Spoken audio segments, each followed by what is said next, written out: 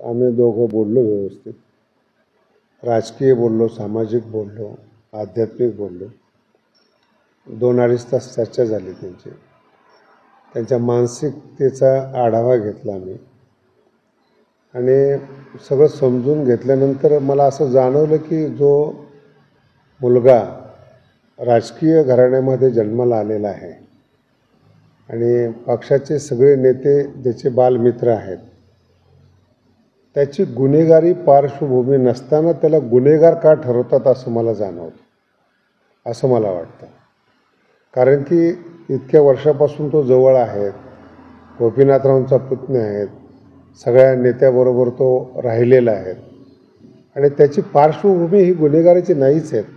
त्याला जाणीवपूर्वक गुन्हेगार ठरवत आहे असं मला वाटतं. पण यात नुकसान आमच्या संप्रदायाचं इतकं झालं की गेल्या 700 वर्षापासून जातीवाद नसावा या मताचे ज्ञानेश्वर महाराज आहेत आणि जातीवाद नष्ट करत करत आलेला काही राजकीय स्वार्थी लोकांनी पुन्हा तो उफळून आणला. तो संतांच्या कार्यावर कुठेतरी पाणी फिरले असं मला वाटतं.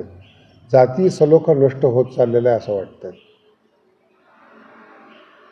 याच्यामध्ये या सगळ्या प्रकरणामध्ये अशी चर्चा होती की भगवान गड धनंजय मुंडेच्या पाठीशी आहे का, अशी चर्चा भक्कम पाठीमागे आहेत.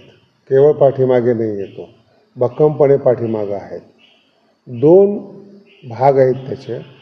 जे गुन्हेगार असतील त्याचा शोध चालू आहे. मला अजूनही मीडियाला एक विचारावंसं वाटतं की ज्या लोकांनी हे प्रकरण केलं, निगरून हत्या केली, त्यांची मानसिकता का बिघडली ही मीडियाने का नाही दाखवलं. कारण की अगोदर त्यांना जी मारहाण झालेली आहे ते पण दखल घेण्याजोगी आहे असं मला वाटतं. आणि तो त्यांच्या गावातला बैठकीतला विषय आहे.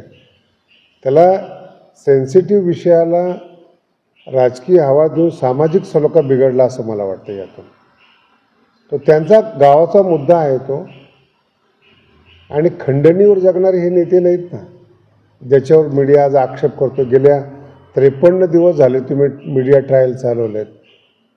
त्याच्यामध्ये धनंजय मुंडे खंडणी करून जगणारा माणूस किंवा गुन्हेगार नाही आहे ना. त्याला तुम्ही कायमस्वरूपी हेच ठरवताय ना तुम्ही. त्याची पार्श्वभूमी ती नाही आहे ना. एकंदरीत या सगळ्या राजकारणामध्ये किंवा मीडियामध्ये किंवा याचा सगळा परिणाम समाजावर भयानक परिणाम झाला आहे. वारकरी संप्रदायात सुद्धा झाला.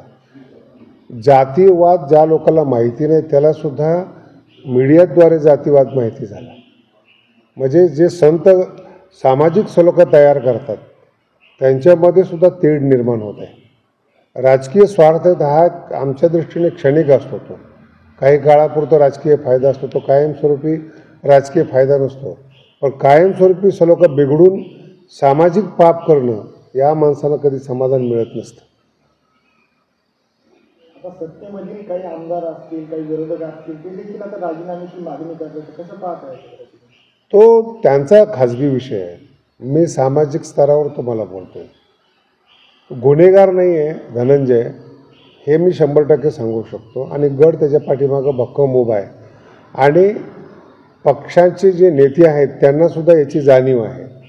बाकी हा जो विषय आहे किती ताणायचा किंवा धरायचा हा ज्याचा त्याचा विषय आहे. 100% जाणीवपूर्वक त्रास दिला.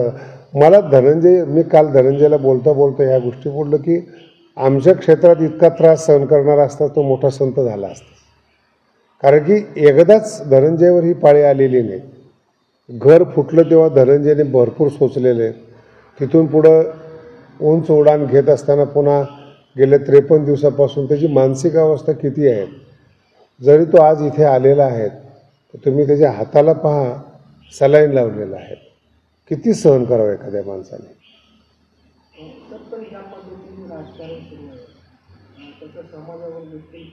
फार चांगलं बोललात तुम्ही. ज्या पद्धतीने राजकारण सुरू आहे हेच आम्ही तुम्हाला सांगतो. एखाद्या सेन्सिटिव्ह मुद्द्याच्या आडून राजकारण किंवा जातीवाद करू नका. ही भित्री पद्धत झाली. समोरासमोर लढा, समोरासमोर जय पराजय करा, हे पुरुषी राजकारणाची पद्धत आहे. एखाद्या मुद्द्या आडून तुम्ही आघात करू नका. ते चांगलं नाही आहे आणि त्याचा फार काळ फायदा होईल असं मला नाही वाटत. कारण की गेल्या 30 दिवसापासून मी समाजामध्ये फिरतोय, त्यांच्यासुद्धा भावना माझ्यापर्यंत आलेल्या आहेत. कारण की इथे सगळ्यांनाच बोलवणारा धनी असतो आणि हे समाजाला पक्कं माहिती आहे. भविष्यात याचे देखील राजकीय वाईट परिणाम होऊ शकतात. याची प्रत्येक पक्षाच्या नेत्याने दखल घेतली पाहिजे. या पद्धतीने आता दोन समाजामध्ये किंवा सामाजिक स्वास्थ्य जे आहे ते बिघडतं, तर अशी जर राजकारण सुरू राहिलं तर येणाऱ्या काळात कशी परिस्थिती? मला सुद्धा याच्यामध्ये असं वाटतं की मीडियाने सहकार्य करून जातीय सलोखा संत ज्याप्रमाणे समाप्त करतात तसं मीडियाने देखील याच्यात सहकार्य करावं आणि जातीय सलोखा बिघडू नये याची दक्षता घ्या. तुम्ही काही आव्हान कराल का? यात आव्हान करण्यासारखं काय आहे? फक्त जे नेते आहेत ज्यांच्या हातात, माझं फार प्रसिद्ध वाक्य आहे, डॉक्टर, नेते, गुरु आणि वकील चांगलं मिळालं तर माणसाचं कल्याण होतं. याच्यात एक जरी माणूस चुकीचा मिळाला तर तुमचं आयुष्य उद्ध्वस्त होतं. तसं सामाजिक आयुष्य हे चांगल्या नेतृत्वामध्ये आहे. जेवढं नेतृत्व चांगलं असेल समाज स्वस्थ असेल. विकृत नेतृत्व समाजाला कधीही खड्ड्यात नेणारं असतं.